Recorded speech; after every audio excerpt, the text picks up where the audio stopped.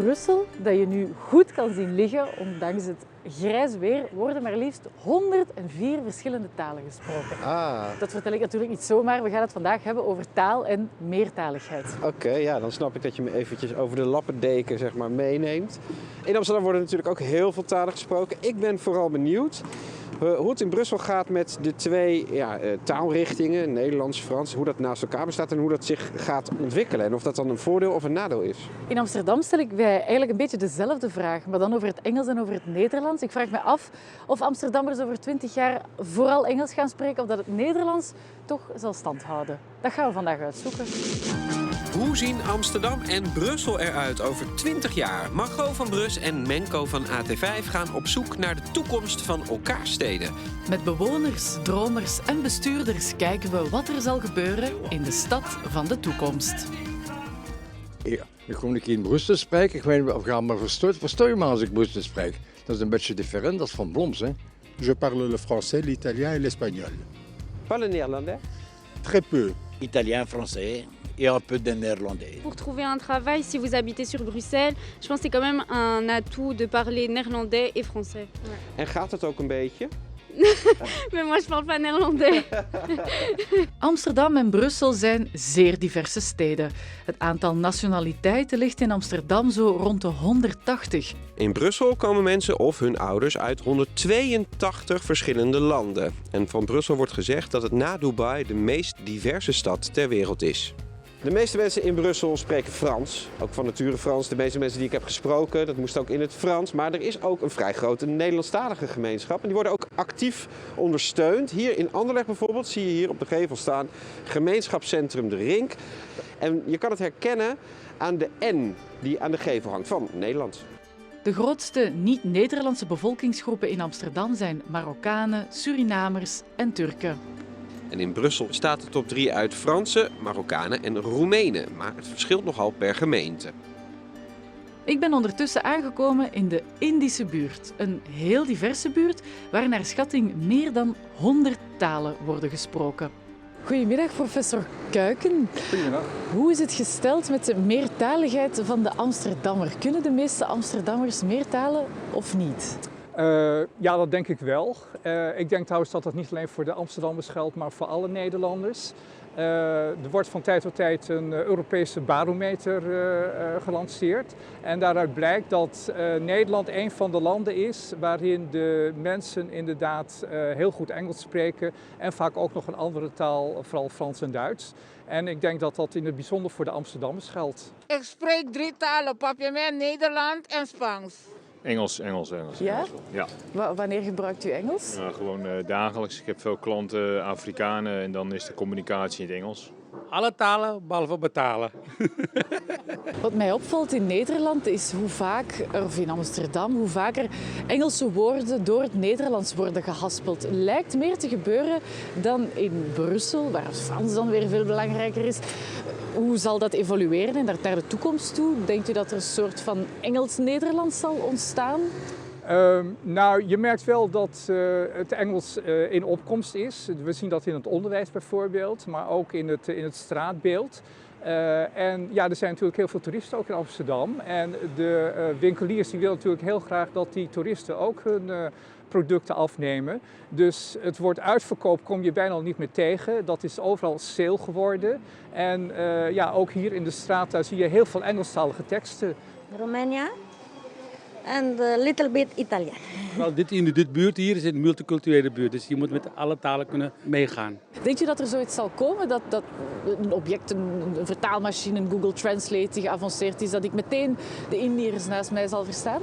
Nou, die ontwikkelingen gaan ontzettend hard. Ik denk dat tegenwoordig iedereen met een smartphone rondloopt en als je dan iets zegt in nou ja, de taal die jij hanteert, dat meteen ter plekke vertaald wordt in het Nederlands of in het Engels of in welke taal dan ook. Ja. Zou je graag nog een derde taal leren? Ja. Welke? Russisch. Russisch? Ja, dat is een coole taal toch?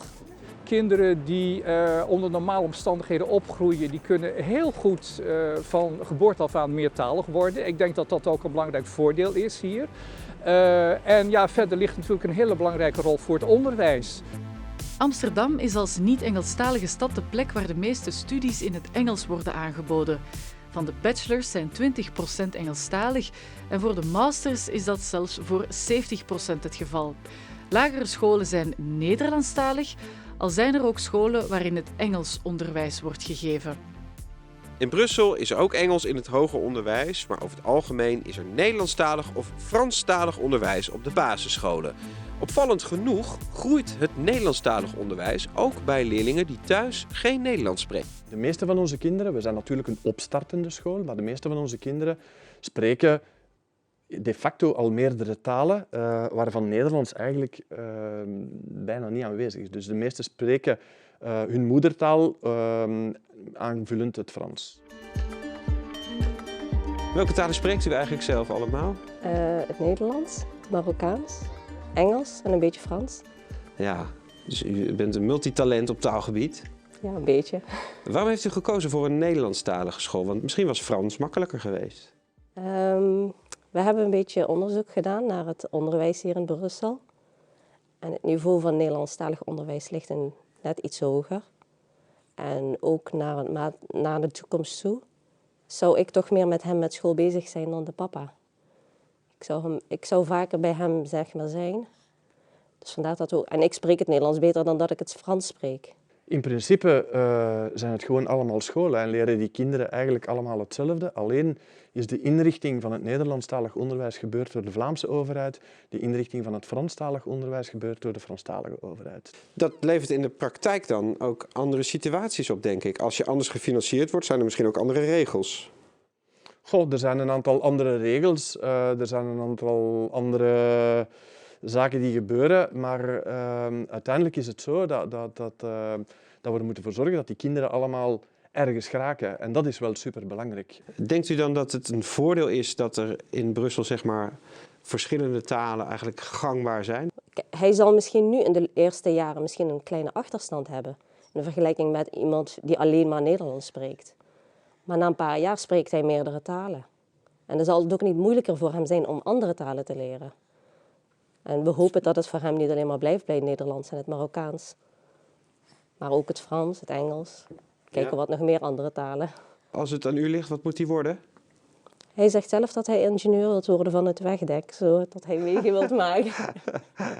Dus Maar ik denk dat het zeker een voordeel is omdat de facto veel kinderen en jongeren in meerdere talen opgroeien. Alleen is het daar wel belangrijk dat je kiest, als je voor een bepaalde taal kiest om naar school te gaan, Nederlands of Frans, dat je die taal echt goed beheerst op een succesvolle manier je onderwijscarrière te doorlopen.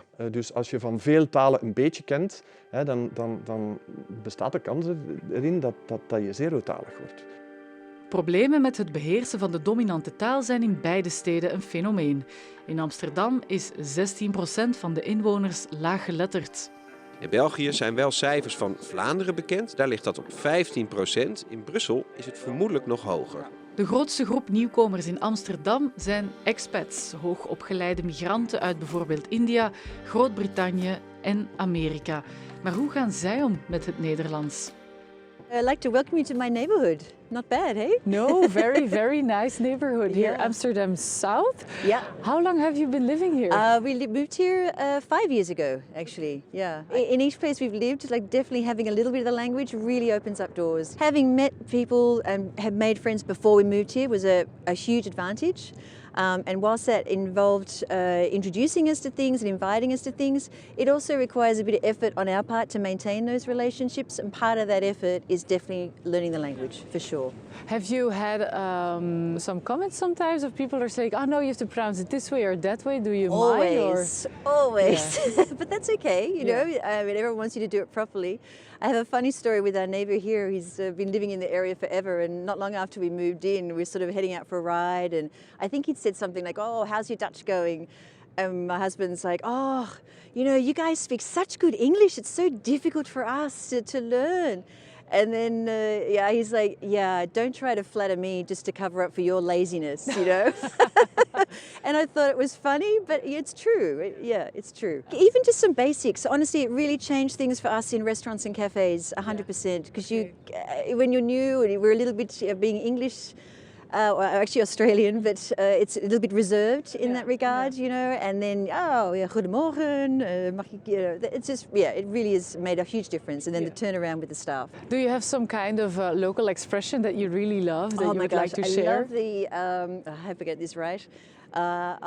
Nu komt de aap uit de mouw. Ja?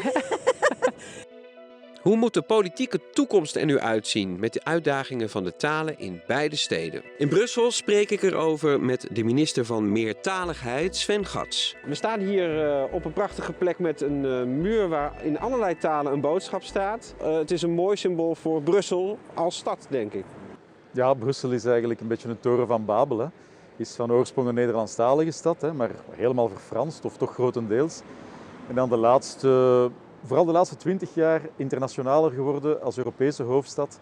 Wat mij frappeert is dat de scholen waar dit taalonderwijs zeg maar, gegeven is, dat eigenlijk verschillend gesubsidieerde instituten zijn. Ja. Vindt u dat een goed idee?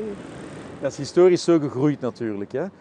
Ik denk dat we op termijn beter naar één net in Brussel zouden gaan en waar je dan meertalig onderwijs op hetzelfde niveau zou hebben. Het is me wel duidelijk geworden dat het echt enorm belangrijk is dat je goed je talen spreekt hier. Misschien wel het belangrijkste van allemaal om te slagen in deze lappendeken.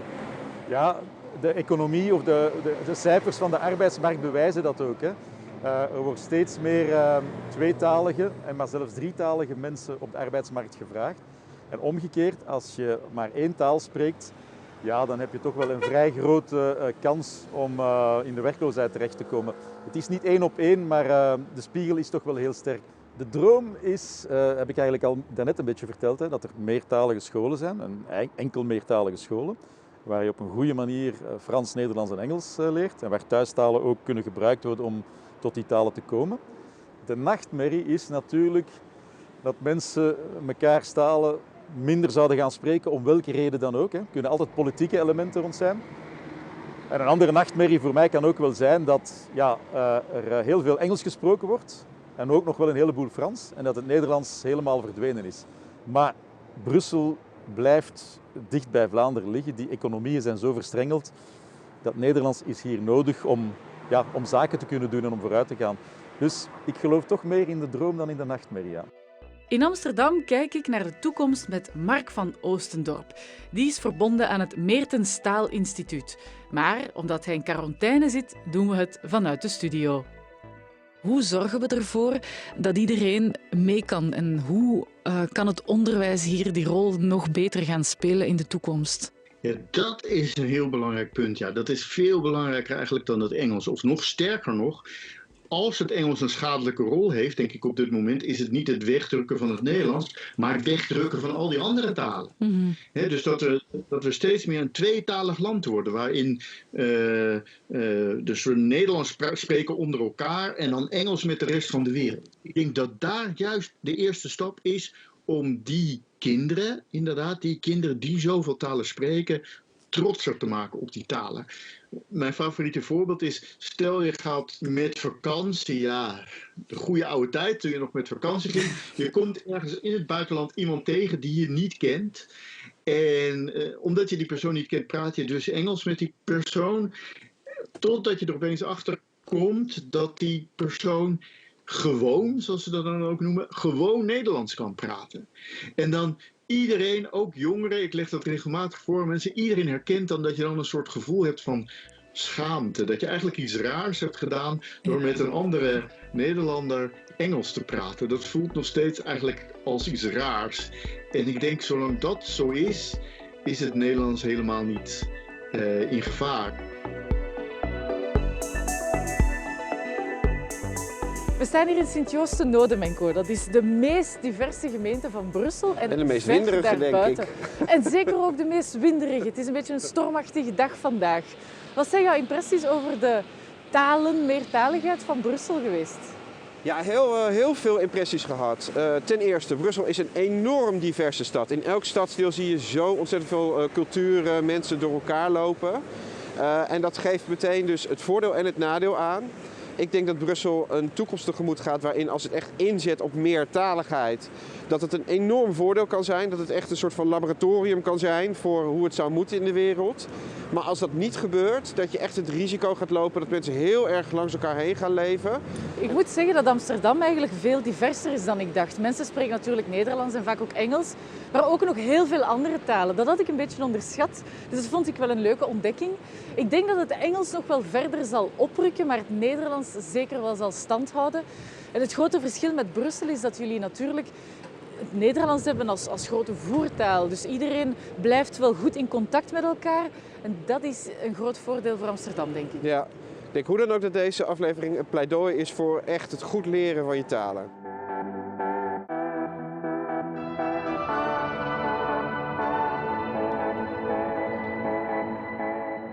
We eindigen onze serie op misschien wel de bijzonderste plek waar we geweest zijn. Ben jij ook nog nooit geweest? Hier was ik ook nog nooit geweest. Dus eigenlijk als Brusseles is dit toch wel een heel speciaal moment om in het torentje, op het torentje eigenlijk, van ons stadshuis te staan, pal in het centrum van Brussel.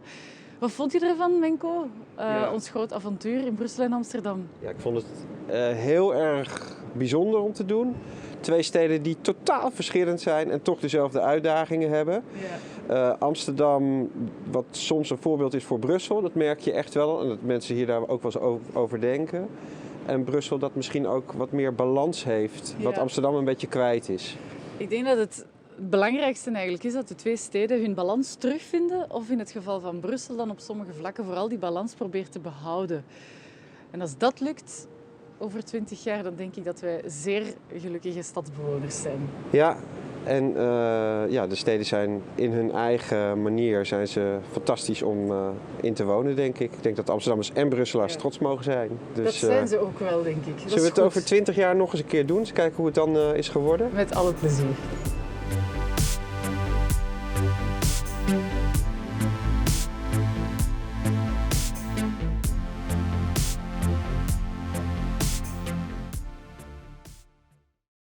De Stad van de Toekomst kwam tot stand met steun van journalismfund.eu.